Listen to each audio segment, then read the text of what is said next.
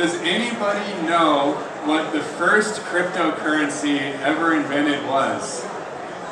Bitcoin! There we go. Okay, good. It's kind of the reason that we're all here. We have to remember sometimes that the first one, in many cases, can be the best. So, I'm here to talk a little bit about givebitcoin, which is a company that we started in April, and you can probably see a lot of us out here with the givebitcoin hats and shirts out here to spread the good word about Bitcoin.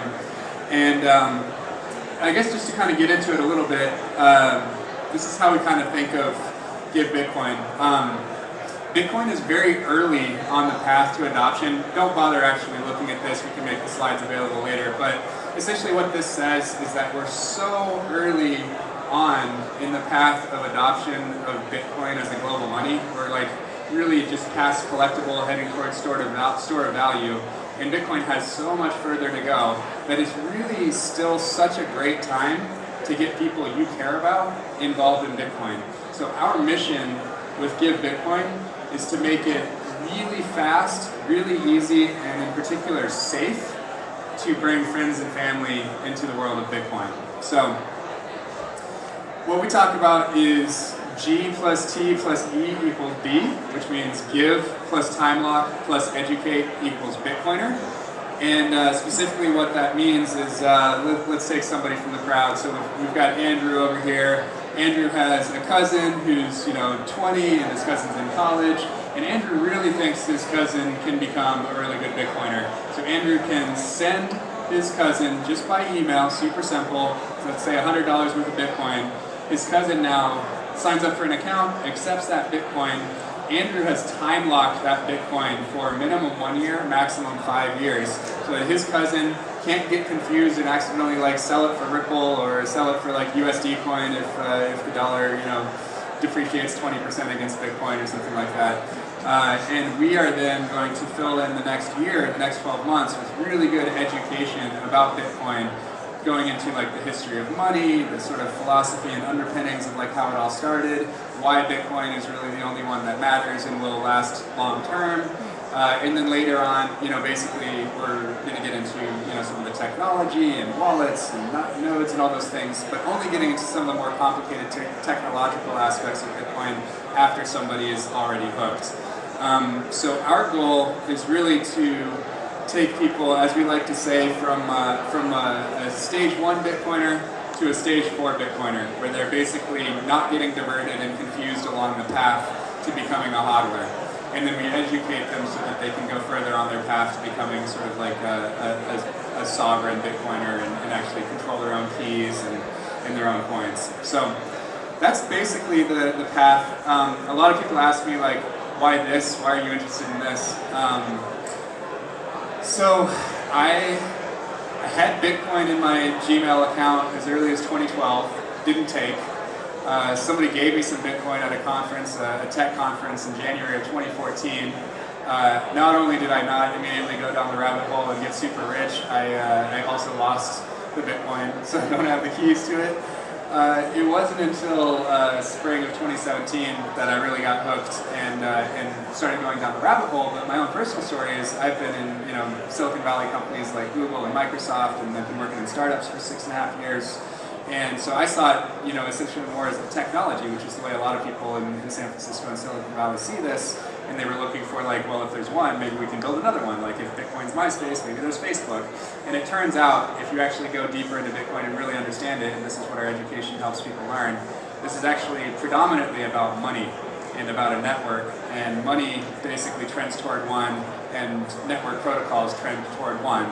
So the opportunity for any other cryptocurrency to unseat Bitcoin passed a long time ago, and maybe passed literally the first time anybody ever sent Bitcoin to somebody else for a transaction. So Bitcoin will not be unseated.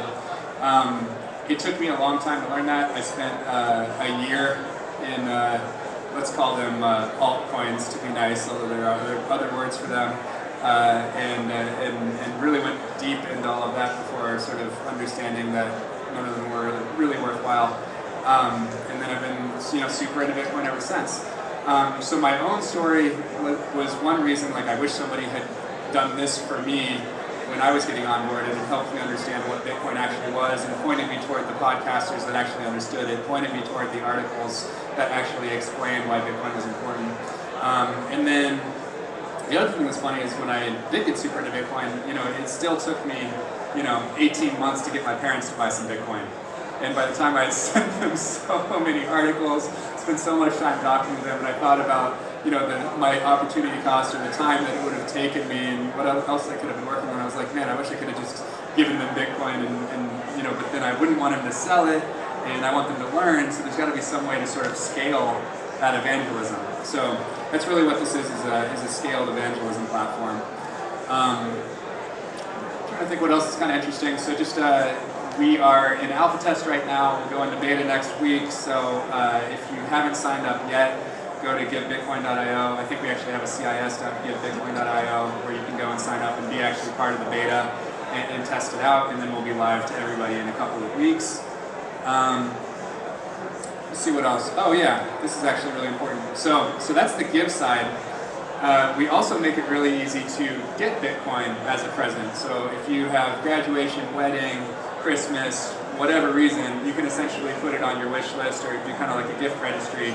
And as we like to say, go fund yourself with Bitcoin. And we think that's going to be a really nice thing. I know I'm asking for Bitcoin this Christmas, and I know I'm giving a lot of it away for Christmas through this platform. And then you can obviously, it's super easy once you have an account to just buy it for yourself. So you can use this for one-time or repeat purchase. You can do dollar cost averaging right on the platform. So if you think about buying one time or over and over for somebody else, getting it for yourself, or buying it for yourself one time or on a recurring basis, the platform all allows for that. A lot of people ask us about how is the Bitcoin kept secure. Very important in this world of not your keys, not your coins, and we use basically the most reputable custodian, Prime Trust, who's just a few feet away over here. They have Fireblocks on the back end. The Prime Trust Fireblocks combination is used by Binance US, Huobi, OKX, Bittrex, a lot of the biggest funds and OTC desks all use that setup on the back end for their custodian. So we've also, not just left that to reputation. We've done our own sort of audits and gone really deep with them to understand exactly what makes those coins safe. And that has actually gotten some of the most hardcore self-sovereign advocate Bitcoiners in the world, like Matt Odell from Tales from the Crypt, Stefan Livera from the Stefan Livera podcast, Safety and Moose, who wrote the Bitcoin Standard. These are all actually advisors and part owners of the company, along with also Jan Pritzker, the Bitcoin rabbi, who wrote Bitcoin Money.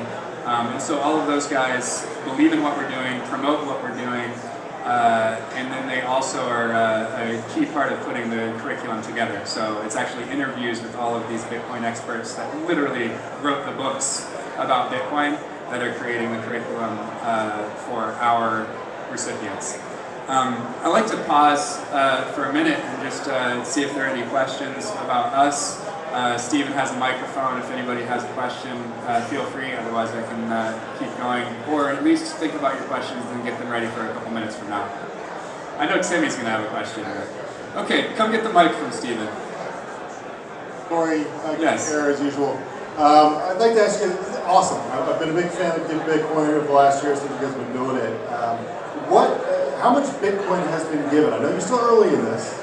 So we're actually launching next week. So the beta will be up next week. That's what we're saying. What are you going to work with any other wallet providers maybe to have an option? Maybe I missed that. What wallet providers are you guys going to be working with? Yeah. So again, we have a custodian on the back end that's Prime Trust with Fireblocks, sort of the tech provider behind there. What we are going to be doing is introducing people to a lot of the top wallets and explaining, basically letting experts talk about the relative benefits of a blockchain wallet versus an edge wallet versus Electrum versus Cold Card versus some of the other providers, Trezor and Ledger, and just letting people understand it. We'll also have introduce people to some of the companies out there like Lightning Labs and Casa and Nodl and sort of letting people experiment.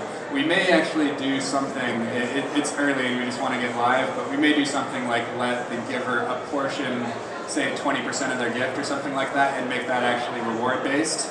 So that as you get through lessons or try experiments or send a transaction to a smart contract that sends it back, that would be the way to unlock the rest of your gift, things like that. So you can actually incentivize the educational process. But that will all be opt-in. It's not required. We talk about this a lot, not publicly to the broad market, but really this is kind of the driving goal for us. If you just wanted to think about like one metric, we do want to create millions of new Bitcoiners, and we want those Bitcoiners to be hodlers. We don't want them to sell. It's one of the reasons that you can't actually give your own Bitcoin to somebody else through our platform. All you can do is exchange. You can liquidate dirty fiat for beautiful orange coin. So it's a one-way ramp. It's an on-ramp only. And then if you want to get your Bitcoin, you have to move it onto a Bitcoin wallet somewhere else. And we're going to be very sort of vociferous about guiding you toward putting that into self-sovereign storage when you take it off our platform.